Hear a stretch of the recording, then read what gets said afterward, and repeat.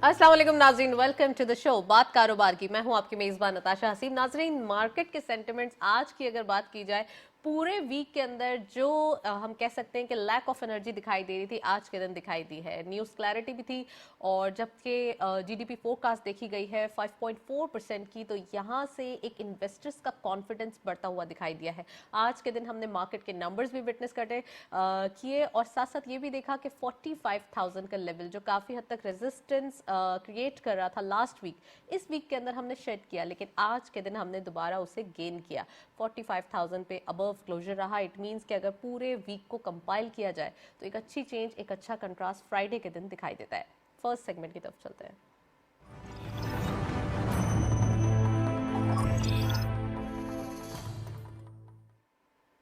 Topic of the day में आज हम बात करने वाले हैं एक्सपोर्ट्स के नंबर्स के हवाले से। पाकिस्तान की एक्सपोर्ट्स को बढ़ाना हमेशा से ही पाकिस्तान की पहली तरजीह रहा है।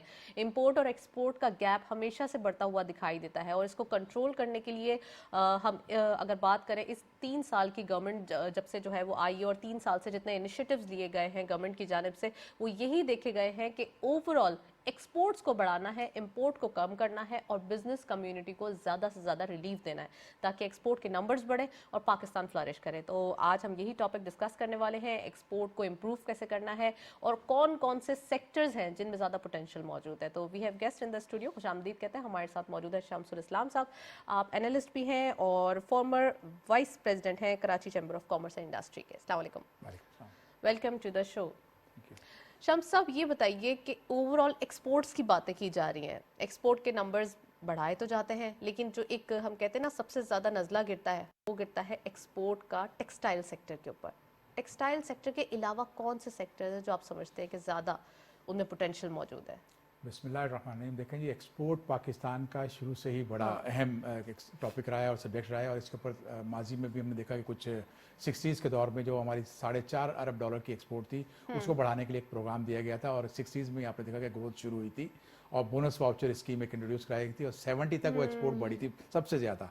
उसके बाद अब जाके इस हुकूमत में जो है एक्सपोर्ट पे तवज्जो दी, और उसमें हमने देखा कि ग्रोथ सामने आ रही है। लेकिन एक दूसरी साइड पे हमने जो FTAs किए हुए हैं, उसकी वजह से हमारा ट्रेड डेफिसिट बहुत ज़्यादा बढ़ गया, 100% ट्रेड डेफिसिट इंक्रीज़ हो गया। इस वक्त हमारी सबसे ज़्यादा जो ताकत एनर्जी ज़ाया लगानी चाहिए, वो होनी चाहिए कि एक्सपोर्ट कैसे बढ़ सकती है। पाकिस्तान में नो डाउट पोटेंशियल बहुत है। मैंने फर्स्ट टाइम मीडिया में ये डिक्लेयर किया था कि पाकिस्तान में 100 बिलियन का पोटेंशियल है, और इमीडिएटली विद इन 1 ईयर हम 50 बिलियन एक्सपोर्ट कर सकते हैं। उसके बाद आपने देखा कि लोगों ने कुछ बात शुरू करी, और वर्ल्ड बैंक ने भी अब आपको बताया कि 88 बिलियन का है। बात यह है कि जब तक हम पॉलिसी अपनी बड़ी वो एग्रेसिव नहीं करते और स्केरी रहते हैं, तो फिर हमारी एक्सपोर्ट नहीं बढ़ सकती। हमें अपनी एक्सपोर्ट्स को लिबरलाइज करना होगा। आज भी पाकिस्तान में कुछ डजन्स ऑफ आइटम ऐसे हैं जिनकी एक्सपोर्ट्स पर बैन लगा हुआ है। 2008 में किसी का लगा था, किसी का उससे पहले या बाद में, और वो एक्सपोर्ट नहीं हो रही। पाकिस्तान आपको ये देखना है कि दुनिया में जो जिस तरह से वियतनाम ने ग्रोथ की है, जिस तरह से बांग्लादेश ने ग्रोथ की है, जिस तरह से आपके और ममालिक जो एक्सपोर्ट 400, 500, 700 बिलियन पे ले गए, वो क्या कर रहे थे। हमें आउट ऑफ द बॉक्स अपनी पॉलिसी लेकर आनी होगी, और हमारे को पता है कि हमें हमारा एग्रीकल्चर सेक्टर जो है वो बैकबोन है हमारी इकोनॉमी की, हमारी इंडस्ट्री भी उस पर चलती है, और हमारी एक्सपोर्ट्स भी हाईली उसके ऊपर डिपेंडेंट है। जैसे टेक्सटाइल आपका एग्रीकल्चर से है, आपके राइस आपका जो है एग्रीकल्चर से, कोई भी चीज़ ले लें एग्रीकल्चर से आपका लिंक आता है। उसके बाद अभी रिसेंटली हमारा जो IT की एक्सपोर्ट्स में ग्रोथ हुई है, वो भी इस हुकूमत को क्रेडिट जाता है कि उन्होंने एक बड़ा अच्छा बोल्ड उनको इनिशिएटिव लिया और उससे एक्सपोर्ट्स बढ़ी। अब भी आज भी अगर आपको मैं बताऊं कि आपकी IT की export with in a year $5 billion का इंक्रीज इसके अंदर आ सकता है, और वो इस तरह से कि सिर्फ एक छोटी सी चीज़ है, वो है IT की पेमेंट्स का। अगर आप देखेंगे कि दुनिया में जो मॉडल बने हुए हैं, ई पेमेंट्स जो होती हैं, जो ईपल के जरिए होता है, पेपल जो है उसकी तरह पेमेंट आ रही है, वो पाकिस्तान में पेपल अभी तक नहीं आया। अच्छा। और बहुत सारी कंपनीज IT की एक्सपोर्ट तो काफ़ी अरसे से हो रही हैं, वो पेमेंट ला नहीं पाते, क्योंकि जब वो प्रोडक्ट किसी ऑनलाइन साइट पर या किसी फॉरेन क्लाइंट को बेचते हैं, तो उसको पेमेंट क्रेडिट हो जाती है उसके पेपल में। सिर्फ पेपल को ले आए तो आपकी जो है एक्सपोर्ट्स 5 बिलियन का जंप IT के एक्सपोर्ट में आ जाएगा। इसी तरह से हमारी जो एक्सपोर्ट्स हैं टेक्सटाइल की, सेकंड जो आप देखते हैं कि 15-16 बिलियन के ऊपर जा रही हैं, और अभी भी हमारी बहुत अच्छी ग्रोथ आई है, अभी भी बहुत पोटेंशियल है।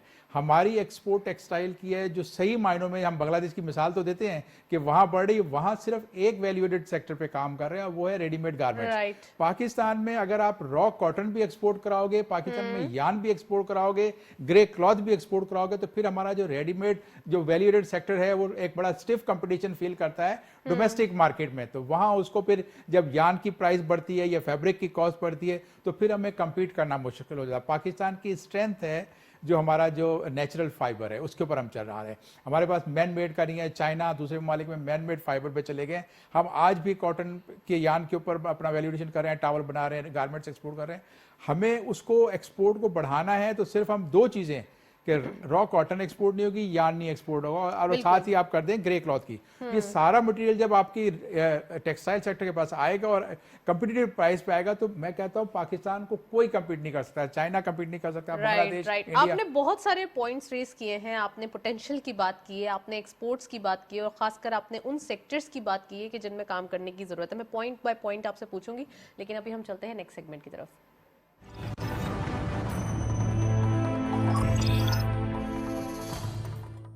Let's have a look on daily highlights. आज की मार्केट की परफॉर्मेंस देखते चलते हैं। ओपन हुई मार्केट 44,825.97 के लेवल पर, हायर साइड से मार्केट गई 45,149.19, lower was 44,755.74 and finally closer well above 45,000 psychological barrier 45,018.28, यानी कि आज गेन्स देखे गए हैं 192.31 के। टर्नओवर में करंटली 175.82 मिलियन शेयर्स ट्रेड किए गए हैं। कल के मुकाबले में डिक्लाइन देखा गया है 78.09 मिलियन शेयर्स का, वैल्यू देखी गई है 7.06 billion rupees. And volume leaders में all script beans are change, TRG 3.16 के गेन के साथ 84.90 पे closure, 19.15 million shares traded. JSCL 0.08 का डिक्लाइन, 14.24 पे closure, 13.76 million shares traded. And lastly WTL unchanged 2.17 का पे क्लोजर रहा, 12.56 का कारोबार रहा। ओवरऑल देखा ये जा रहा है कि डिफरेंट स्क्रिप्ट्स की पार्टिसिपेशन हो रही है और साथ साथ अनकन्वेंशनल स्क्रिप्ट्स जो काफी अरसे से लाइमलाइट में या फिर उनके पास फोकस इन्वेस्टर्स नहीं नजर आ रहे थे, आज के दिन देखा गया है। तो ओवरऑल हमारे साथ एहसन मेहंदी साहब मौजूद हैं, एक्सपर्ट कैपिटल मार्केट, उनको वेलकम करते हैं प्रोग्राम में। अस्सलाम वालेकुम एहसन साहब, welcome to the show. Thank you. Ehsan साहब, मार्केट के नंबर्स आज के दिन आफ्टर द वीकेंड हम कह सकते हैं कि 45,000 के लेवल्स दोबारा देखे गए हैं, क्या कहेंगे और इस वीक को कैसे समराइज करेंगे? देखिए, I think you are right कि मार्केट जो है वो पॉजिटिव परफॉर्मेंस दी है। पूरी दुनिया की मार्केट जो है काफी ज्यादा प्रेशर के अंदर जो है वो देखी जा रही है, इन्फ्लेशन को लेके, कोविड नंबर्स को लेके। बट पाकिस्तान मार्केट जो है वो काफी मुस्बत परफॉर्मेंस दे रही है और उसकी वजह यह है कि जो हमने ग्रोथ का डेटा आज रिसीव किया है, कल रिसीव हुआ है जो, वो हमें जो है 5.4% और जीडीपी हमारा जो है $347 बिलियन को अचीव कर गया। आई बिलीव इन्वेस्टर्स ने सेलिब्रेट किया है। ग्रोथ रेट एक्सपेक्ट की जा रही थी 3.9% जो कि 5.4% आई है। और आई थिंक ये जो एक्सपेक्टेशन थी वो इतनी मुस्बत नहीं थी कि ये जो पर कैपिटा इनकम जो है $1,600 को तजावुज कर गई है। और फिर डेटा भी काफी इंप्रेसिव जो है देखा जा रहा है। ऑटो सेल का अगर आप देखें, सीमेंट सेल, रेमिटेंसेज अगर हम देखें तो डेटा इतना मुस्बत है कि जो मार्केट परफॉर्मेंस है वो ऑटोमेटिकली जो है डिस्पाइट द फैक्ट कि जो पॉलिसी रेट है आगे एक्सपेक्ट कर रहे हैं कि वो उसके अंदर चढ़ाव आ सकता है, बट जाहिर इन्फ्लेशन को लेके और जो ग्लोबल ऑयल प्राइसेस बढ़ रही हैं, लोकल प्राइसेस के अंदर भी इजाफा हुआ है। बट मार्केट ने उसको इग्नोर करते हुए जो है वो डेटा की तरफ जो है मार्केट गई है। इकोनॉमिक डेटा काफी मुस्बत जो है वो नजर आया आज। Right, have you seen the flow chart of today? Ehsan साहब, आज के दिन मार्केट के अंदर स्टार्टिंग ऑफ द डे से, क्योंकि आज फ्राइडे है, 2 सेशंस थे, रिकवरी नोट देखा गया। 44,000 के लेवल से इन्वेस्टर्स की पार्टिसिपेशन बढ़ गई और आज के दिन हमने एक अच्छी चेंज देखी है। ओवरऑल नेक्स्ट वीक क्या एक्सपेक्टेशन दिखाई देती है? और जैसे ये एक फिनोमिनल ग्रोथ देखी जा रही है मार्केट के अंदर, इन्वेस्टर्स पार्टिसिपेशन देखी जा रही है, despite of a single script अगर उसको थोड़ा सा साइड कर दें, ओवरऑल क्या दिखाई देता है? देखिए, इस तो पैटर्न जो है पॉजिटिविटी का है और उसकी वजह यह है कि जो अर्निंग सीजन है उसके अंदर नॉर्मली स्पेकुलेशन होती है, मुस्बत स्पेकुलेशन। रिकॉर्ड रिजल्ट्स कुछ सेक्टर्स के अंदर हमें नजर आएंगे जिसमें टेक्सटाइल एक्सपोर्ट्स के अंदर 26% इजाफा हुआ है। टेक्सटाइल जो एक्सपोर्ट्स हैं वो रिकॉर्ड एक्सपोर्ट्स हैं। आई बिलीव वहाँ पर सीमेंट की डिस्पैचेज या ऑटो सेक्टर की जो सेल हैं वो रिकॉर्ड सेल हैं। फिर जो हमारे ऑयल की जो प्राइसेस बढ़ी हैं, $20 जो गई थी कोविड के अंदर, वो $85 को इस वक्त क्रॉस कर गई हैं, जो इंडिकेट करती है कि ऑयल सेक्टर की अर्निंग्स भी जो है काफी रिकॉर्ड ओएमसीज की अगर हम देखें या फिर एक्सप्लोरेशन कंपनीज देखें तो जब रिजल्ट्स अच्छे आएंगे तो मोस्ट प्रॉब्ली इन्वेस्टमेंट एनवायरनमेंट जो है कन्वीनियंट होगा, लॉन्ग टर्म इन्वेस्टमेंट इन्वेस्टर्स करेंगे। आई थिंक कि नेक्स्ट वीक जो है मुस्बत बिल्कुल नजर आ रहा है, लेकिन प्रेशर जो है बिल्कुल रहेगा कि पॉलिसी अनाउंसमेंट क्या जनवरी 24 को हमें नजर आता है। और आई थिंक कि पॉलिसी रेट के अंदर अगर मुस्तहकम रेट अनाउंसमेंट आती है तो सर्टेनली मार्केट के अंदर रोबस्ट परफॉर्मेंस नेक्स्ट वीक देखी जा सकती है। पॉलिसी रेट के अंदर आपने एक्सपेक्टेशन बताई कि अनचेंज हो सकती है, क्योंकि ओवरऑल पॉलिसी रेट बढ़ाने के कोई इम्कानात नहीं, क्योंकि डबल डिजिट पे नहीं जाना है। ऑब्वियसली ये क्लैरिटी दिसंबर में ही दे दी गई थी। तो अब क्या एक्सपेक्टेशन दिखाई देती है इन्वेस्टर्स की जानिब से? अगर पॉलिसी रेट में कोई अलग से जर्क दिया जाता है तो फिर क्या हो सकता है? देखिए, अगर जर्क दिया जाता है या मॉनेटरी टाइटनिंग होती है तो फिर जाहिर है कुछ हम प्रेशर देख सकते हैं नेक्स्ट वीक। लेकिन अपेरेंटली इस वक्त हमें नजर आ रहा है कि ऑयल प्राइसेस बढ़ रही हैं। फिर इसके अलावा जो रिजल्ट सीजन है उसके अंदर नॉर्मली स्पेकुलेशन होती है। तो इस वक्त हमें जो है मतलब साफ नजर आ रहा है, और अपेरेंटली जो है मार्केट के अंदर इस वक्त बुलिश जो है वो सेंटिमेंट्स हैं। रिकॉर्ड मार्केट की परफॉर्मेंस देखी जा सकती है अगले चंद महीनों। राइट, चले वन लास्ट क्वेश्चन, इन्वेस्टर्स को क्या एडवाइस करेंगे नेक्स्ट वीक के लिए? क्या सेंटिमेंट्स रहेंगे मार्केट के अंदर? देखिए, आई थिंक कि अगर पॉलिटिकल एनवायरनमेंट या पॉलिटिकल नॉइज सबड्यूट रही तो मोस्ट प्रॉब्ली इन्वेस्टर्स जो हैं वो ऑयल सेक्टर के जो रिजल्ट्स आएंगे नेक्स्ट वीक या बैंकिंग सेक्टर के जो रिजल्ट्स आएंगे वो रिकॉर्ड रिजल्ट्स होंगे। आई बिलीव इन्वेस्टर्स जो हैं वो ऐसी स्क्रिप्ट के अंदर इन्वेस्टमेंट करें जो हाई डिविडेंड पेइंग, और स्पेशली ये एनर्जी सेक्टर में हमें नजर आ रहा है कि जो गवर्नमेंट ने आईबीपीज को रीपेमेंट कर दी है वक्त पर। आई बिलीव कि वहां पर जो पे आउट्स हैं काफी स्ट्रॉन्ग नजर आएंगे इस ईयर भी, और बैंकिंग के फुल ईयर के रिजल्ट्स हैं तो वहां पर भी अच्छे पे आउट्स नजर आएंगे। Well, we are expecting more from market. Thank you so much. SM Mehndi साहब हमारे साथ मौजूद है, काफी डिटेल एनालिसिस। मार्केट के नंबर्स स्ट्रांग दिखाई दे रहे हैं। इस वीक के एंड में हम कह सकते हैं एक अच्छा जो है वो एंडिंग फ्राइडे के दिन जो है वो देखा गया है। ओवरऑल होता ये है कि फ्राइडे के दिन अगर मार्केट के सेंटिमेंट्स डाउन हो जाए तो नेक्स्ट वीक के अंदर एक्सपेक्टेशन कम हो जाती है। लेकिन अभी हम कह सकते हैं कि 45,000 का लेवल दिखाई देता है, न्यूज़ क्लैरिटी दिखाई देती है, तो मार्केट के अंदर चीज़ें जो है वो अब हम कह सकते हैं कि मंडे से एक अलग एनर्जेटिक सिचुएशन दिखाई दे सकती है। शम्स साहब हमारे साथ मौजूद है। Back to the topic, overall दिखाई देता है शम्स साहब के एक्सपोर्ट के नंबर्स की बात करें हम। एक्सपोर्ट में आपने जिक्र किया है बहुत सारी चीज़ों का, पोटेंशियल पाकिस्तान में नज़र आ रहा है। आपने एक स्पेसिफिक आईटी सेक्टर का जिक्र किया है। आईटी सेक्टर के अंदर कोविड से पहले इतना काम नहीं हुआ, कोविड आने के बाद बहुत ज़्यादा तवज्जो दी जा रही है। आप कौन सी सब्सिडीज़ या कौन सी एग्जेम्पशंस की बात कर रहे हैं जो कि पेपाल के आपने जो है वो एक इंडिकेशन दी है? देखिए जी, सब्सिडीज़ जो होती है ना ये आपको इनएफिशिएंट बना देती हैं। ये आपको हेल्दी आपकी जो फुटिंग है उसके ऊपर नहीं खड़ा करती। आईटी का काम पाकिस्तान में हो रहा था। कोविड में आपने देखा कि डोमेस्टिक तौर पे काफ़ी इसमें ग्रोथ आई ई कॉमर्स के अंदर, लेकिन जो आईटी कंपनीज थी सॉफ्टवेयर एक्सपोर्ट करने वाली और आउटसोर्स जो उनको प्रोडक्ट मिलती थी वो तो काम कर रहे थे। हमने सिर्फ ये करेक्शन करी है कि रिसेंटली कुछ पेमेंट में अंदर इंप्रूवमेंट लेकर आए कि पेमेंट आए। साथ ही जो मेजर पेमेंट है वो हमें पेपल पे अगर हम कर लेते हैं उसको पाकिस्तान में ले आते हैं, वो रिलक्टेंट इसी वजह से है कि बहुत बड़ी पेमेंट उसके अकाउंट में पड़ी हुई है। तो वो अगर आ जाता है तो फिर हमारे पास जो है आपका जो मर्चेंट अकाउंट का है, ये जो आप आईटी की बात करते हैं लेकिन आपकी पेमेंट ट्रांजेक्शन जो है पाकिस्तान ने इंस्टेंट पेमेंट सिस्टम लॉन्च किए हैं। रास्त जो है वो कंट्री इनसाइड जो है वो हम कह सकते हैं कि कंट्री टू कंट्री हम भेज सकते हैं, और इन हाउस जो है वो पेमेंट सिस्टम मौजूद है रास्त गवर्नमेंट की जानिब से। दूसरा ये कि जो हम कह सकते हैं कि रोशन डिजिटल अकाउंट, वो भी हमारे पास फैसिलिटी मौजूद है।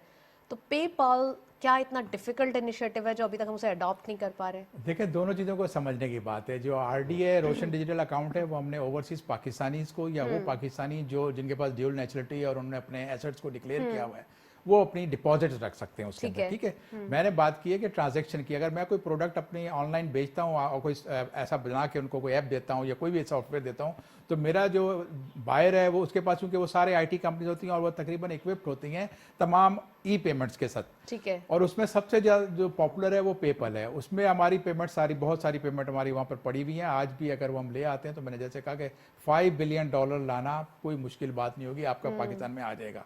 और अभी जो रेमिटेंस में कुछ और इनिशिएटिव दिए जो हुकूमत ने कि वो टैक्स वगैरह को उनको एग्जाम किया, तो उसकी वजह से पेमेंट्स आई हैं। पहले ये होता था कि आईटी कंपनीज अपनी प्रोडक्ट एक्सपोर्ट तो कर रही थी, पेमेंट बाहर पड़ी रहती थी, और साथ ही फिर ये होता था कि उनको ये भी होता था कि हमारे पास टैक्स लग जाएगा, तो फिर वो रोक के रखते थे।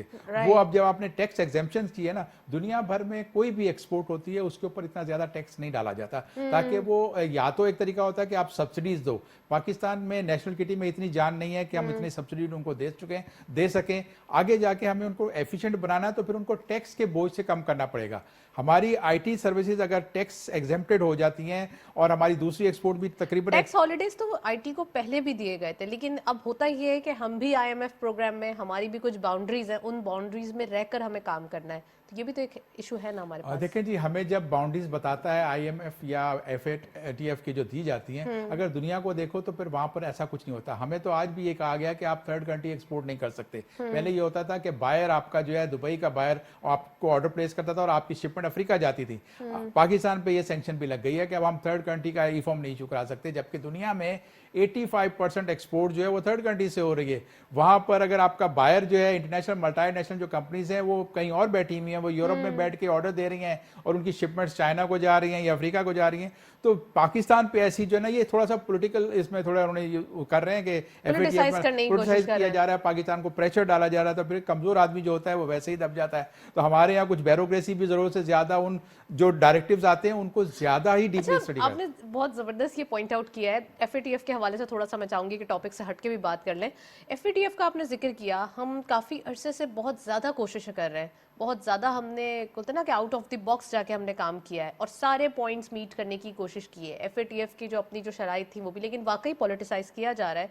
ऑब्वियसली हमारा दुश्मन मुल्क जो है वो नहीं चाहता कि पाकिस्तान फ्लरिश करे, लेकिन आप ये समझते हैं कि जितनी पॉलिटिसाइज करने की साजिशें भी की जा रही है, लेकिन इतना काम देखकर तो वो अपना डिसीजन कर सकते हैं, क्योंकि हम ऑलरेडी 2 साल से ये फोकस्ड है। देखिए जी, गवर्नमेंट ऑफ पाकिस्तान ने बहुत अच्छा काम किया और बहुत कम ही 1-2 पॉइंट्स रह गए थे, उसके बाद उन्होंने नई एक लिस्ट हमें पकड़ा दी है। अच्छा। अब आपको पहले ये देखना होगा कि हम किस डॉक्यूमेंट के अंदर इकोनॉमी को चला रहे हैं, हमारे यहाँ लिटरेसी रेट कितना है, हमारे यहाँ अकाउंटिंग कितनी ज्यादा स्ट्रांग है। जैसा जैसा सिस्टम होता है उसकी स्पीड भी इंप्रूवमेंट की वैसी आएगी। इस वक्त तक जो हमारी लिटरेसी रेट है वो आप देखें बहुत कम है। लोग जो है ज्यादातर अकाउंट्स अपने बनाने को तैयार नहीं होते, जो आपकी जो एक पैरेलल इकोनॉमी साथ चल रही है। तो हमने उसके बावजूद अपना अकाउंट खोलना है आज बैंक में इतना आसान नहीं है जैसे पहले हुआ करता था। अब तो आपको बैंक के मैनेजर को जाके बहुत सारी चीजें देनी पड़ेगी, फिर जाके आपका अकाउंट खुलता है। इसी तरह से जो पेमेंट्स होती हैं, ये जो एफएटीएफ की जो शराइत होती है, असल ये होनी चाहिए उनके ऊपर जो गलत काम हो रहे हैं, जैसे गलत ड्रग्स की चीज आ रही है। यहाँ पाकिस्तान में ऐसा कुछ नहीं हो रहा है। यहाँ पर तो ना कोई, हमारे पास अपने घर को स्पॉन्सर करने के लिए पैसे नहीं है, तो हम क्या टेरर फाइनेंसिंग करेंगे? ऐसा कभी भी नहीं होता। सिर्फ इसको पोलिटिसाइज करके प्रेशर डाला जा रहा है और आई थिंक कि आगे जाके हमें इससे निकाल दिया जाएगा, क्योंकि मैं समझ रहा हूं कि हुकूमत उनकी वो तमाम शराइत को पूरा करने की कोशिश पूरी कर रही है। क्या एक्सपेक्टेशन है, व्हाइट लिस्ट में कब तक जाएंगे हम? देखिए, इसमें अब फिर बात वही है कि इसके अंदर कौन कौन ग्रुप के हैं, कौन कौन लोग एक्टिव हैं, वो हमारे साथ नहीं है। चाइना ने हमें बहुत हमारी सपोर्ट की है इसके ऊपर, लेकिन आगे जाके देखें इंडिया बड़ा एग्रेसिवली प्ले कर रहा है और उनकी जो स्टाइल है, उनका जो फॉरेन पॉलिसी है उनकी, वो बहुत हमसे बहुत डिफरेंट है। वो लॉबिंग करते हैं और उसके बाद फिर वो अपना वो चला रहे हैं। अभी कुछ अर्सा रहता है, लेकिन आगे जाके मैं समझता हूँ कि साल एक के बाद हमें रिलीफ मिल सकता है। अच्छा, आपने चाइना का जिक्र किया, तो सी पैक पे भी मैं पूछना चाहूंगी, जब बात हो ही रही है, एफएटीएफ की भी हो रही है, तो सी पैक के हवाले से जो है वो क्या न्यूज़ आते हुए दिखाई दे रही है आपको? क्योंकि कहा यह जा रहा था कि पॉज हो गया और ऑब्वियसली जो दुश्मन मुल्क है वो लॉबिंग ही करता है, तो इस लॉबिंग का एक और हिस्सा सी पैक भी जो है वो थोड़ा सा वो बनाने की कोशिश करता है। जी, सीपैक हमारा एक इंफ्रास्ट्रक्चर का प्रोजेक्ट है, स्ट्रेटेजिक हमें उसकी सपोर्ट मिलती है। हमारा गवादर पोर्ट डेवलप हुआ उसके अंदर, लेकिन जो हमने अपने बिजनेसेस को डेवलप करना था, इंप्रूव कराना था, एफिशिएंट जितना करना था वो हम नहीं कर सके। वो तो अपना रोड बना के चले गए, आपको सब कुछ दे दिया और आपने गवादर पोर्ट भी बना दिया, लेकिन गवादर पोर्ट में जो हमारे जो निगोशिएटर्स थे, जो पुराने जिन्होंने ये सारा किया, उसमें 91% तो जो है रेवेन्यू का वो चाइना के पास जा रहा है। आप अगर 9% पे लेंगे तो फिर तो आपका जो डेट पेमेंट करनी है वो बहुत मुश्किल हो जाएगी। हमें इसको इनसे रीनिगोशिएट करना चाहिए और साथ ही है कि ये 1 वे ट्रैफिक नहीं, ये 2 वे ट्रैफिक होता है। अगर चाइना के ट्रांसपोर्ट गुड्स एक्सपोर्ट के लिए आएंगी और ये रास्ता यूज करेंगे तो फिर पाकिस्तानी एक्सपोर्ट्स को वहां जाना चाहिए। पाकिस्तान को वहां पर अपना एक्सेस लेना पड़ेगा मार्केट में। चाइना के अंदर जो बहुत अच्छी बात हुई है वो होगी, मिडिल क्लास जो है उनकी इनकम बहुत ज्यादा बढ़ी है और मिडिल क्लास दुनिया में कहीं भी जो होती है वो इकोनॉमी को चलाने वाला इंजन होती है। वो एक्सपेरिमेंट करते हैं। चाइना पहले उनकी रिचुअल थी कि वो व्हाइट सूट पहनते थे मर्द और खवातीन जो है वो सिल्क से बाहर नहीं निकलती थी। अब वो ब्रांडेड वेस्टर्न ब्रांड को यूज कर रही हैं, तो वो पिज्जा और ये जो बर्गर वगैरह खाने के हो गए, जो पहले नूडल्स खाते थे। तो चेंज बहुत बड़ा आया है। पाकिस्तान को ये करना होगा, टेक्सटाइल सेक्टर को भी, हमारे आईटी सेक्टर को भी, कि वहां जाकर अपने ऑफिस खोलें और इसके लिए हमारी गवर्नमेंट को भी उनसे निगोशिएट करना पड़ेगा कि वो हमें जरा जल्द से जल्द हमारी कंपनीज को वीजा दे, जिस तरह हम चाइनीज को सपोर्ट करते हैं उनके ऑफिस खोलने के लिए। विद इन 2 डेज उनकी कंपनी हम करा देते हैं, लेकिन वहां पर आज भी 29 डेज का उनका ऑफिशियल टाइम है। फिर आप Right. देखेंगे जो सिर्फ 10 पाकिस्तानी हैं जो वहां पे बिजनेस कर रहे थे, उनको अभी तक उन्होंने परमानेंट रेजिडेंस दिया है। तो ये हमारे यहाँ हम चाइनीज को बहुत सारे लोगों को आप दे चुके हैं ऐसा स्टेटस। बिल्कुल। तो ये आपको चेंज करना पड़ेगा, रेसिप्रोकल करना होगा। बिल्कुल। जब तक बिजनेस, अब क्या होता है, आप बिजनेस ऐसा नहीं होता कि आप दुनिया की किसी कोने में बैठे और यहाँ से एक्सपोर्ट कर देंगे। बायर आपको जानना चाहता है, वो आपका जो ओवरसीज ऑफिस होता है वो आपकी मार्केटिंग करता है। हबीब बैंक ने देखे आप कि वहां चाइना में खोला और कितनी इन्वेस्टमेंट लेकर आ गए। इसी तरह से हमारे एक्सपोर्टर्स को अपने ऑफिस खोलने पड़ेंगे और बड़े एक्सपोर्टर्स टेक्सटाइल्स के जो हैं, जो रेडीमेड्स पे काम कर रहे हैं, वो अपनी प्रोडक्ट सर टेक्सटाइल का आपने जिक्र किया है, हमाद साहब की ट्वीट भी थी और उन्होंने ये इस बात पे फोकस भी किया था और इस बात को एविडेंटली बताया भी था कि हम पड़ोसी मुल्कों से भी ज्यादा आगे निकलने की जो है वो हमारे अंदर पोटेंशियल है और हम निकल भी रहे हैं। Overall this is the reason कि जाहिर सी बात पेट में तो दर्द होता है फिर अगर ऐसी जो है वो न्यूज सामने आती है। जी, एक्सपोर्ट्स में मैं कहता रहा हूँ ना कि हमारा इतना पोटेंशियल है। बांग्लादेश 1 पाउंड कॉटन प्रोड्यूस नहीं करता, हम कॉटन प्रोड्यूस भी करते हैं, इंपोर्ट भी कर रहे हैं। फिर हमारा जो सेक्टर है टेक्सटाइल का बड़ा एफिशिएंट हो गया, इन्वेस्टमेंट आई, स्पेशली टर्फ के अंदर बहुत ज्यादा एक्सपेंशन हुआ। लेकिन एक प्रॉब्लम हमारे साथ आ रही है, वो ये है कि जो हमारे IPPs के साथ मुआहदे हुए थे उसकी वजह से महंगी बिजली, आज हुकूमत मजबूर है कि वो महंगी बिजली बेचे। हमें एनर्जी की जो सस्ती एनर्जी है वो अवेलेबल करनी पड़ेगी। हमें अपने अल्टरनेटिव जो रिन्यूएबल एनर्जीज है, जो सोलर एनर्जी है, उस पर इन्वेस्टमेंट बढ़ानी होंगी। और जो हमारे इकोनॉमिक जोन्स बन रहे हैं उसके अंदर वो डेवलप तो हो जाएंगे अगले साल तक 4 के करीब, लेकिन उसमें इन्वेस्टमेंट भी तो आए। जो चाइना ने कहा था कि हमारी कंपनीज आएंगी, वो अगर कंबोडिया और वियतनाम में चले गए तो पाकिस्तानी कंपनीज तो आज भी एक्सपोर्ट प्रोसेसिंग जोन में अगर कुछ खोल के बैठे हुए हैं तो वो इतना ज्यादा काम नहीं कर सके। जब आपकी 2 कंपनियां साथ होती हैं कि एक आपकी चाइनीज कंपनी, एक पाकिस्तानी कंपनी साथ कर रही है, तो दे लर्न एक दूसरे से होता है। जैसे चाइना ने अपनी मार्केट को खोला और दुनिया की जो कंपनीज थी ऑटोमोबाइल्स की, उनको ले आए। आज उनकी जो लोकल गाड़ियां हैं वो ज्यादा एफिशिएंट हो गई, ज्यादा सस्ती हो गई। उन्होंने उनसे सीखा और अब सामने पैरेलल अपनी इंडस्ट्री को मजबूत कर दी। इसी तरह से अगर चाइनीज कंपनीज हमारे इकोनॉमिक जोन्स में आके इन्वेस्टमेंट करती हैं, तो आप समझते हैं कि अभी भी क्या हम स्मार्ट जो हमारे फैसले हैं वो नहीं कर रहे, या फिर कहीं ना कहीं लूप होल मौजूद है, या फिर हम चैलेंजेस से सही निमट नहीं रहे? देखिए, हमारे यहाँ प्रॉब्लम क्या है कि जो इस मुल्क को रन करते हैं, जो पॉलिसीज बनाते हैं, वो ब्यूरोक्रेसी है। ब्यूरोक्रेसी का अगर आप देखें कि उनके ऊपर इतनी एक्सपीरियंस उनके पास बिजनेस करने का तो होता नहीं है, उनको नो-हाउ नहीं होती। वो सारे ज्यादातर तो आपको CSS करके आ गए और लेके अब बिजनेस को रन करना, वो भी हमारा एक हिस्सा है मुल्क का। मैं ये नहीं कह रहा, मेरे भी अपने भी लोग हैं उसके अंदर, लेकिन बात ये है कि जो प्राइवेट सेक्टर जितना एफिशिएंट पाकिस्तान का है उतनी ब्यूरोक्रेसी नहीं है। इसका हल मैं आपको देता हूं। आपको प्राइवेट सेक्टर से लोगों को कॉन्ट्रैक्ट पे लेना चाहिए और मिनिस्ट्री ऑफ कॉमर्स में और दूसरी जगह आपको उनको लगा के रखें। जिस तरह से एक दफा मिनिस्ट्री ऑफ टेक्सटाइल में प्राइवेट सेक्टर से लोगों को लिया, उन्होंने बहुत एफिशिएंटली काम किया। आज हमारे जो मिनिस्ट्री ऑफ टेक्सटाइल के लोग थे वो UN की टेक्सटाइल उसमें विंग में काम कर रहे हैं। तो प्राइवेट सेक्टर से पिक करें। मुझे एक्सपीरियंस है, आपको नहीं। हम 2 बैठ के साथ बात करते हैं तो हमारा एक्सपीरियंस शेयर होता है, गेन करते हैं हम कुछ। इस तरह से करना पड़ेगा। ये आउट ऑफ द बॉक्स है, इसके ऊपर आपको पेंशन लोड भी नहीं होगा कि कॉन्ट्रैक्ट पे लेकर आ रहे हैं, और टैलेंट आपके पास आएगा, टैलेंट आ जाएगा ऑटोमेटिकली। टैलेंटेड लोग होंगे तो काम भी स्मार्टली होगा। अच्छा, आपने चैलेंजेस का जिक्र किया, आपने कहा कि ऑल्टरनेटिव एनर्जी की तरफ हमें जाना पड़ेगा क्योंकि energy crisis is one of the big issue.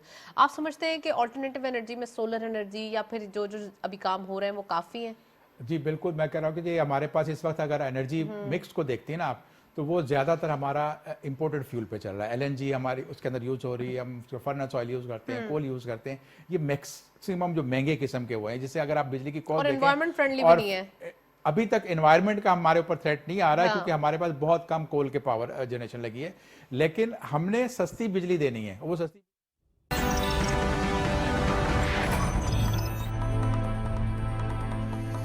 हर चीज में सरप्लस है। आज चीनी हमारे पास 1 मिलियन टन मिनिमम, मैं आपको बता रहा हूं कि सरप्लस हो गई है। इसकी जो सीजन एंड होगा आपका मार्च में, तो 1 मिलियन टन से ज्यादा हो सकती है, कम नहीं होगी, ये सरप्लस है। लेकिन जब आप उसमें डिस्टॉर्शन करोगे, जब आपकी होर्डिंग हो जाएगी, जब आपकी सट्टा माफिया आएगा, तो प्राइस को बढ़ाता है, मिसमैनेज हो जाएगा। इसको हमें प्रॉपर जो है वो करना पड़ेगा। साथ ही हमें ये करना होगा कि जो इसको एक जुर्म ऐसा बना दें कि ताहयात उसको कैद कर दोगे जो अगर होर्डिंग करता है। जखीरा अंदोजी इस्लाम में मना है। किसी मुल्क में कैसे इजाजत हो सकती है कि आज एक आदमी जो है हर खाने पीने की चीज को स्टोर करके रख रहा है, क्योंकि जो पैसा ग्रे इकोनॉमी का था वो सारा पैसा अजनास में चला गया है। वो आपको निकालना होगा, वैल्यू एडिशन उसकी करा के। आप गंदम एक्सपोर्ट नहीं करो, आप गंदम के आटे से बनने वाली चीजों को एक्सपोर्ट करो, उसको सपोर्ट करो। आप दुनिया में उस पॉलिसी पे जाएं जहां दुनिया कर रही है। ये तो रॉ मटेरियल बेच के हम क्या कर लेंगे? राइट, रॉ मटेरियल बेचकर तो ये हम कह सकते हैं कि ये एक जो है वो ज़ाया करना हुआ। बिल्कुल। वैल्यू एडिड की बात हो रही है, वैल्यू एडिड में आपने जो फूड क्रॉप्स का जिक्र किया, साथ साथ हमारे पास और भी ऑप्शंस और भी प्रोडक्ट्स मौजूद हैं। आईटी का आपने जिक्र किया, कैसे देख रहे हैं अब जो कि न्यू प्रोडक्ट्स की फाइंडिंग्स है? देखिए, पहले तो आप एग्रीकल्चर के प्रोडक्ट्स पे देख लो कि आपकी एक्सपोर्ट अगर फ्रेश फ्रूट्स की होती है तो हाँ। ऑरेंज और मैंगो, इसके अलावा ये कुछ तो नहीं हो रहा है, मैंगो तो ऑलरेडी रिकॉर्ड अच्छा हो देखिए, चुका नहीं है। दो चीजें हैं। हाँ। इसी तरह से वेजिटेबल में आप देखेंगे तो ऑनियन और पोटैटो, ये चार चीजें हम एक्सपोर्ट करते हैं। जी। पाकिस्तान एक बहुत बड़ा लार्जेस्ट प्रोड्यूसर है कॉलीफ्लावर का, ब्रोकली का। अच्छा। हमारे पास ये सारी चीजें हैं। हमें अपनी वेजिटेबल जितनी भी हमारी खाने पीने की चीजें हैं, फ्रूट्स हमारे पास है। ये आपका जो एप्पल कस्टर्ड है, शरीफा है, ये चीकू है, ये सब एक्सपोर्ट हो सकते हैं। सिर्फ हमें ये करना होगा कि एयरलाइन के जरिए अपने मैक्सिमम एयरलाइन बाढ़ की वो लेकर आए और आपका फ्रेट कंपटीशन बढ़ेगा तो फ्रेट कम होता है। नेबरिंग कंट्री में 50 रुपए किलो अगर फ्रेट जा रहा है तो पाकिस्तान में 150 रुपए किलो हो रहा है, तो फिर पाकिस्तान कैसे कम्पीट करेगा? तो compete आपको करेगा? उनको बिल्कुल। लाके और अपनी जितनी एक्सपोर्ट्स हैं, ये दुनिया में फूड जो है फ्यूल से भी महंगा हो जाएगा। ये आप देखिएगा अच्छा, बहुत हमें ज्यादा। फूड बास्केट बनना होगा शम्स साहब, हमें अपनी डिमांड फुलफिल करने के साथ साथ एक्सपोर्ट के नंबर्स भी जनरेट करने होंगे, सिर्फ फूड की वजह वो से। सब मुमकिन है। आप अपने पास सिर्फ जो आपका जो ट्रेडिशनल कल्टीवेशन का स्टाइल है उसको भी लेके चलो, साथ ही आप उसमें जो नया मॉडर्न टेक्निक्स है, आप हाइड्रोपोनिक्स पे जाओ, आप अपने टनल फार्मिंग करो, आप ज्यादा से ज्यादा जो अर्बन फार्मिंग है वो करो। आज भी पाकिस्तान में कराची में शायद ही कोई जगह होगी जहां अर्बन फार्मिंग होगी। आपकी बिल्डिंग के अंदर आप यहाँ पे पाइप्स लगा के और पानी चला के उसके अंदर सारी वो चीजें जो आप खाते हो वो ग्रो कर सकते हो। तो ये चीजें आपको लानी होंगी। और साथ में आपने ये, जब तक आपकी जो वैल्यू जो एक्सपोर्ट पॉलिसी का शिफ्ट नहीं होगा ना वैल्यू एडिशन की तरफ, उस वक्त आप एक्सपोर्ट नहीं कर सकते कि आपकी 25-30 पे रहेगी। लेकिन आप अगर और इसमें इटसेल्फ अगर टेक्सटाइल का जिक्र करें तो $20 बिलियन की फोरकास्ट की जाती है। बहुत ही फिनोमिनल ग्रोथ टेक्सटाइल सेक्टर के ऊपर देखी गई। तो और अगर चीजों पे काम किया जाए, कहाँ नंबर्स देख रहे हैं आप? मैं कहता हूं पाकिस्तान में एक साल में अगर हम पॉलिसी को सिर्फ सही कर लें तो 50 बिलियन हमारी एक साल में हो जाती है। और आप इसको जो है बल्कि डबल कर सकते हो, 30-60 बिलियन पे ले जा सकते हो। लेकिन जब आपके पास एनर्जी होगी प्रॉपर और सही सस्ती एनर्जी होगी, उसके अलावा फिर आपके पास वैल्यूडेशन होगी, तो वैल्यूडेड एक्सपोर्ट करेंगे तो फिर आपकी $100 बिलियन एक्सपोर्ट करना पाकिस्तान के लिए मुमकिन है। आज बांग्लादेश छोटा सा मुल्क है, वो 88 बिलियन की एक्सपोर्ट 80 बिलियन का टारगेट सेट कर रहा है। तो हम अभी भी नीचे रखे हुए हैं अपने आप को टारगेट को। हमारे यहाँ ग्रोथ बहुत है, हमारे यहाँ होर्डिंग बंद करनी हमें पड़ेगी। टारगेट्स भी बढ़ाने होंगे और काम भी करना होगा। यहाँ पे पॉज करूंगी, मैं आपको एक ब्रेक की जानिब चलते हैं। Stay tuned.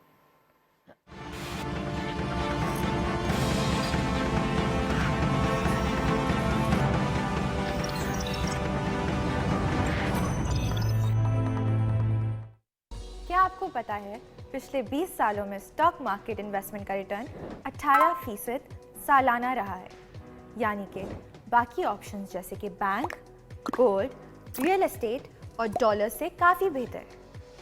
अब आप KSB की K-Trade ऐप से घर बैठे डायरेक्ट इन्वेस्टमेंट कर सकते हैं। अकाउंट ओपन करने के लिए www.ksb.com पर जाएं और ओपन अकाउंट पर क्लिक करें। ऑनलाइन फॉर्म में डिटेल्स जैसे कि नाम, एड्रेस, ईमेल और KYC डॉक्यूमेंट्स जैसे कि NIC की कॉपी, प्रूफ ऑफ फंड्स और बैंक स्टेटमेंट अपलोड करें।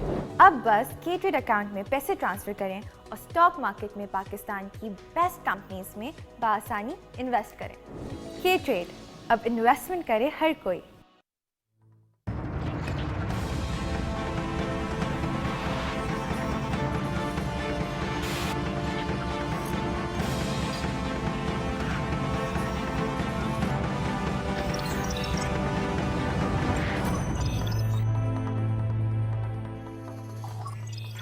वेलकम बैक नाजरीन, जबरदस्त गुफ्तगू जारी है। शम्स साहब मौजूद हैं, उनसे एक्सपोर्ट्स के बारे में बात हो रही है और अभी तक फूड बास्केट के ऊपर ही तकरीबन हम कह सकते हैं कि डिस्कशन जारी है। शम्स साहब, ओवरऑल दिखाई ये देता है कि अगर फूड बास्केट के अलावा थोड़ी सी वैल्यू एडिशन को भी अगर हम थोड़ा छोड़ दें और अपनी दूसरी प्रोडक्ट्स की तरफ आ जाएं, जो कि IT या फिर हम कह सकते हैं जो सबसे ज़्यादा पोटेंशियल रखती है वो है टूरिज्म। टूरिज्म को कहाँ से देख रहे हैं? क्योंकि ऑब्वियसली कोविड आ चुका है, टूरिज्म की जो एक पूरी एक इंडस्ट्री थी या पूरी जो एक सेक्टर था वो बिल्कुल वाइप आउट हो गया था। जी देखें, इसके ऊपर टूरिज्म के ऊपर प्राइम मिनिस्टर साहब ने इनिशिएटिव लिया और बड़ा एकदम से रिवाइव करके रख दिया। वो यहाँ चारों तक मौसम कि मौजूद है जो हमारे कैपेसिटी पास। थी वो चोक होके रह गई। लेकिन हमारी जो ऑन ग्राउंड काम करना था वो इतना नहीं हो सका, डेवलपमेंट नहीं हो सकी। टूरिज्म जो है आपकी एक्सपोर्ट्स को प्रमोट करता है। आपके लोगों को आपके पास जब फॉरेनर्स आते हैं तो कुछ ना कुछ लेके जा रहे होते हैं, और हमारा आज तक पाकिस्तान में जितना भी कोई फॉरेनर आता है और वो जो परचेज करके अपने बैगेज में लेके जाता है उसको एक्सपोर्ट में शामिल नहीं करते। अगर हम उसी को एक्सपोर्ट में लेकर आ जाएं तो हमारी एक्सपोर्ट एकदम से आपकी $10 बिलियन की एक्सपोर्ट उसी से बढ़ जाएगी। हमारे पास आप पहले ये होता था कि रशियन स्टेट से लोग आते थे और लोग आते थे, वो भर भर के बड़े बड़े बैग्स लेके जा रहे होते थे, कार्गो करा रहे होते थे, लेकिन वो सारा पर्सनल उसमें जा रहा था। तो उसको लाना होगा। फिर साथ में आपको जो अपने रिजॉर्ट्स हैं वो डेवलप करने होंगे। हमें जो टूरिज्म बढ़ाना है ना, उसमें सबसे इंपॉर्टेंट जो चीज़ होती है, जो आपका जो गोरा है, जो जिनकी लो इनकम के लोग होते हैं, वो देखते हैं कि उनको बैकपैक की जगह, बैकपैकर जगह मिल जाए, वहाँ पे स्टे करना है ओवरनाइट, सारा दिन उसने घूमना है, तो वो $10 से ज़्यादा महंगी जगह अफोर्ड नहीं कर सकता। ये उसका बजट होता है। पाकिस्तान में छोटे बैकपैक, इवन के कंटेनर वाले बैकपैक भी आप आ सकते हैं कि वहाँ पर जहाँ आपके टूरिज्म के लिए आपके पास होटल बनाना, गेस्ट हाउस बनाना मुश्किल है, वहाँ पे मूवेबल आप जो है वो बैकपैक बना दें और वहाँ पर आपको अवेलेबिलिटी हो, तो वो जो बंदे आएंगे वो आपके पास आके जब उनको सस्ती जगह मिलेगी, वो सबसे पहले सर्च क्या करते हैं, जो अगोडा पे जाएंगे, booking.com पे जाएंगे और देखेंगे होटल सस्ता कहाँ है। तो अगर पाकिस्तान में होटल महंगे होंगे, अभी बीच में तो देखने में आया कि मरी में जो 30-40 हज़ार के जो 3,000 रुपये का कमरा था वो हो गया, तो ये एक अनफॉर्चुनेट था। ये इसको हमको सही करना पड़ेगा। साथ ही आपको अपनी अब एक बड़ा अच्छा काम किया है कि जो टूरिज्म की बात करें तो फैसिलिटेशन भी जरूरी है। चलें जी, नेक्स्ट सेगमेंट की तरफ चलते हैं।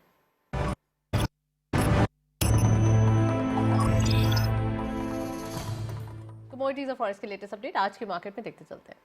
गोल्ड की पर तोला प्राइस 1,21,764 रुपीज, गोल्ड पर 10 gram 1,04,504 rupees. International gold at per ounce $1,834.61, oil WTI पर बैरल $83.97, ऑयल ब्रेंट क्रूड पर बैरल $86.82। करेंसीज में सबसे पहले यूरो बाइंग रही 199.75, selling was 201.75। UK pound buying रही 238.85, selling was 241.35। US dollar buying रही 176.95, selling was 178.15। Chinese yuan buying रही 23.50, selling was 23.90। Saudi riyal buying रही 46.60, selling was 47.15। UAE dirham buying eight 48.20, selling was 48.70। Kuwaiti dinar buying रही 481.85, selling was 484.35। And lastly Omani riyal buying रही 392.85, selling was 394.88। बड़ी ज़बरदस्ती change दिखाई देती है। Dollar prices में हम देख रहे हैं 175 to 178। इट मीन्स कि एक अच्छी चेंज, एक स्टेबिलिटी देखी जा रही है करेंसी पे। और अगर हम बात करें इंटरनेशनल ऑयल प्राइस की, तो यहाँ भी थोड़ा सा एक बैकफुट ऑयल प्राइसेस दिखाई दे रहे हैं, क्योंकि कल से जो एक फियर था, कल परसों से हम कह सकते थे कि वो $90 तक जाते हुए दिखाई दे रहा था, लेकिन एक बैकफुट पोजीशन है। इट मींस कि यहाँ से चीज़ें जो है वो कुछ इंटरनेशनली कमोडिटी मार्केट की जो है वो थोड़ी सी पॉज होती हुई दिखाई दे रही है। और अगर बात करें गोल्ड प्राइसेस की, तो गोल्ड प्राइसेस में आज जो है लोकल मार्केट में वाज़ेह कमी देखी जा रही है। 121,000 पर तोला आज की मार्केट में देखा जा रहा है, जबकि हम बैक डेज में थोड़ा सा अगर आप जाएँ पास्ट में तो 126,000 जो है वो देख रहे थे। इट मींस कि एक अच्छी चेंज देखी जा रही है। ऑल ओवर अगर बात करें कमोडिटी मार्केट की, तो पाकिस्तान के लिए एक अच्छी न्यूज़ है। शम्स साहब मौजूद है, कमोडिटी की बात करते हैं। इंटरनेशनली कमोडिटीज़ की बात करें शम्स साहब, तो कुछ आज फाइनली हम देख रहे हैं नंबर्स अच्छे दिखाई दिए हैं। देखें जी, कमोडिटीज़ अभी आपको ये जो फॉल आया है ये थोड़ा सा टेम्परेरी है। लोग बहुत सारे लोग ये कह रहे हैं कि जी आगे अच्छा, ऑयल प्राइसेस की तो एक्सपेक्टेशन थी। नहीं, इसका भी नहीं है। ये देखिए आपके पास जो फ्यूचर जो नज़र आ रहा है ऑयल का, वो आप $100 बिलियन में $100 की प्राइस देख रहा हूँ कि आपकी 100 बिलियन उस पर डॉलर पे चली जाएगी। क्योंकि वजह यह है कि जो इन्होंने ओपेक प्लस ने जो 400K का जो एडिशन का किया है कि एक्सप्लोर करेंगे और वो जो पंप करेंगे, उस वजह से बहुत सारी जहाँ कंट्रीज जहाँ पे अंडर इन्वेस्टमेंट है, जहाँ पे क्योंकि आपने कोविड में देखा था डिमांड बहुत खत्म हो गई थी और बिल्कुल माइनस पे प्राइस चली गई थी, उसकी वजह से लोगों ने इन्वेस्टमेंट नहीं किया। वो इन्वेस्टमेंट ना करने की वजह से उनके पास उतनी क्वांटिटी सप्लाई नहीं हुई, तो डिमांड ज़्यादा है। क्योंकि अभी दुनिया जो है ओमिक्रॉन में ज़्यादातर जो है मुल्क वो ये कह रहे हैं कि हमने लॉकडाउन की तरफ नहीं जाना, हमने अपनी इकोनॉमी को बंद नहीं करना, तो उससे डिमांड प्रेशर बढ़ गया है, सप्लाई साइड शॉर्ट है। तो प्राइसेस आपकी अभी फिलहाल जो ये प्रॉफिट टेकिंग जो हुई है, थोड़ा सी कुछ न्यूज आई है, लेकिन उसके बाद फिर ये प्राइस आपकी अच्छा, यूरोप साइड पे तो बोला जा रहा है कि इसे फ्लू कंसीडर किया जाए ताकि काम जो है वो आपका बंद ना हो। बिल्कुल, इसको काम को बंद तो अब करने के उसमें कोई भी फेवर में नहीं है, क्योंकि इकोनॉमीज बिल्कुल बुरी तरह से ब्लीड कर गई। और आपने देखा अब यूके को देखने के वहाँ क्या हाल हुआ है कि उन्होंने बिल्कुल सब कुछ, उन्होंने मास्क को भी मैंडेटरी नहीं कहा, वो भी कह रहे हैं काम करो, वो काम करेंगे, हर्ड इम्यूनिटी आपकी बढ़ेगी, वैक्सीनेटेड होगा, उसके बाद आपने सारा काम चलाना। तो इसको देख के अब हमें कमोडिटीज की जो प्राइसेस को देख के रखें, तो हमारे पास पाकिस्तान में थोड़ा सा इन्फ्लेशन जो है वो हाई साइड पे ही रहेगा। उसको हमने परवाह नहीं करनी, क्योंकि लोगों की अब साथ साथ इनकम बढ़ाने का करना है। अब ये हो गया कि जो लोग पहले एक घर में काम कर रहा था, आज मैं आपको बताता हूँ पाकिस्तानी घरों में वो 2 से 3 लोग घर काम करने लगे हैं। जो हाउस वाइफ थी वो भी काम करने लगी, और बड़ा मैंने देखा है कि वो अब खाने पीने की जो ऑनलाइन सेल्स कर रही हैं वो भी हो रहा है। तो इनकम बढ़ानी होगी। देखें, ये हमारी जो रिवायत रही है ना कि एक आदमी काम करेगा और सारे उसके ऊपर डिपेंड करेंगे, 8 लोग 7 लोग बैठकर खाएंगे, वो खत्म करना होगा, ये ब्रेक करना होगा कल्चर। करना होगा। साथ आपको अपने जो लोगों के साथ एक आपको एक पैरेलल आपने जो ना कि एक जो सिक्योरिटी जो होती है, जो ई कॉमर्स की सिक्योरिटी थी वो करनी है। आपको चेक्स रखने हैं ताकि लोगों को डिसहार्ट ना करे। बहुत से लोग ऑनलाइन ऑर्डर करके फिर रिफ्यूज कर देते हैं, वो नहीं होना चाहिए। तो आपको जो ई कॉमर्स को प्रमोट करने के लिए आपकी स्टेट बैंक जो है वो काफी अच्छा रोल ई कॉमर्स को प्रमोट करने की बात की है प्रोग्राम के लास्ट मोमेंट से, तो मैं चाहती हूँ जल्दी जल्दी से सवालात पूछ लूँ।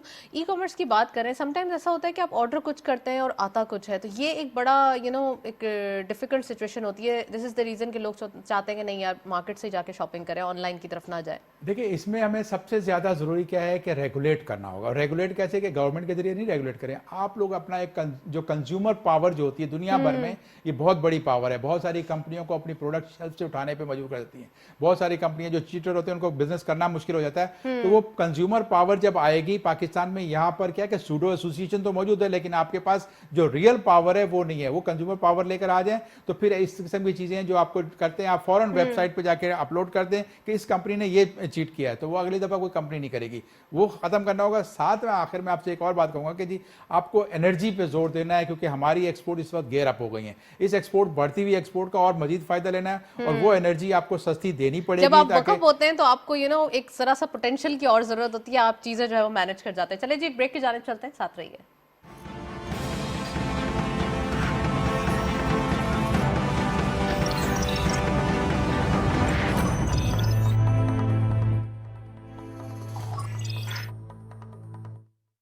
क्या आपको पता है पिछले 20 सालों में स्टॉक मार्केट इन्वेस्टमेंट का रिटर्न 18% सालाना रहा है, यानी कि बाकी ऑप्शंस जैसे कि बैंक, गोल्ड, रियल एस्टेट और डॉलर से काफ़ी बेहतर। अब आप KSB की K-Trade ऐप से घर बैठे डायरेक्ट इन्वेस्टमेंट कर सकते हैं। अकाउंट ओपन करने के लिए www.ksb.com पर जाएं और ओपन अकाउंट पे क्लिक करें। ऑनलाइन फॉर्म में डिटेल्स जैसे कि नाम, एड्रेस, ईमेल और KYC डॉक्यूमेंट्स जैसे कि NIC की कॉपी, प्रूफ ऑफ फंड्स और बैंक स्टेटमेंट अपलोड करें। अब बस K-Trade अकाउंट में पैसे ट्रांसफ़र करें और स्टॉक मार्केट में पाकिस्तान की बेस्ट कंपनीज में बआसानी इन्वेस्ट करें। K-Trade, अब इन्वेस्टमेंट करे हर कोई।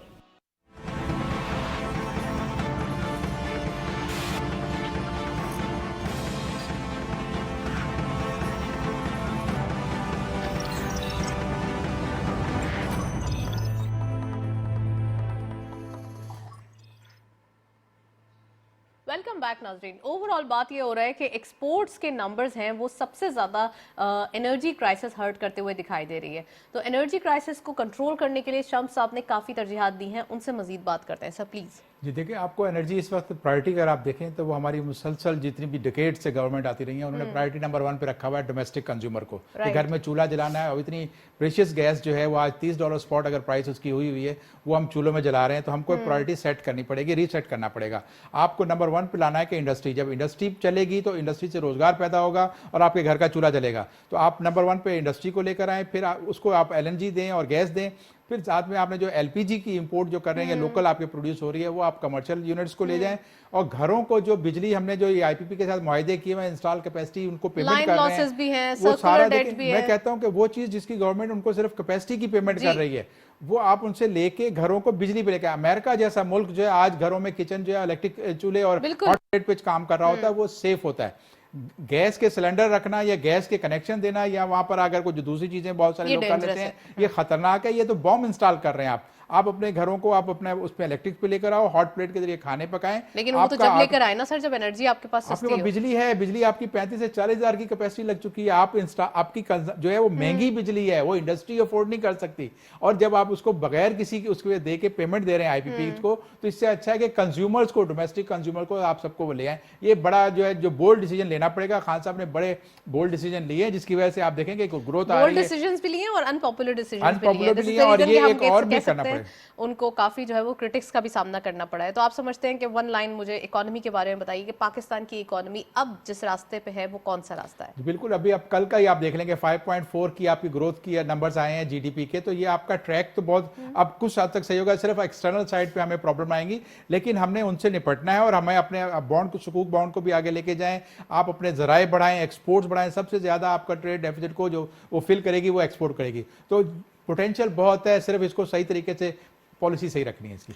राइट, पॉलिसी सही रखनी है। सर जरा सा मैं चाहती हूँ कि डॉलर के बारे में भी आप वन लास्ट कमेंट कर दें। डॉलर की जो एक रुपी काफी हिस्टोरिकली लो दिखाई देता है, इसको कैसे एक कंट्रोल किया जाए? देखिए जी, पाकिस्तान में जो डॉलर की जो 2-3 साल के जो हमारे जैसे नई एक पॉलिसी इंट्रोड्यूस हुई, वो एक सीसा पॉलिसी चली है। कभी आपने देखा कि 152 का हो गया, कभी आपने देखा कि 168 का हो गया। तो ये आपको पॉलिसी जो है ग्रेजुअली रेट को थोड़ा बहुत फर्क पे एडजस्ट करना पड़ेगा। तो इससे एक्सपोर्ट्स हार्ड होती हैं। एक्सपोर्ट जितनी भी होती है कमिटमेंट, वो लॉन्ग टर्म बेसिस पे होती है। टेक्सटाइल एक्सपोर्टर जो है 6-6 महीने का ऑर्डर बुक करते हैं, तो वो डॉलर देख के करते हैं।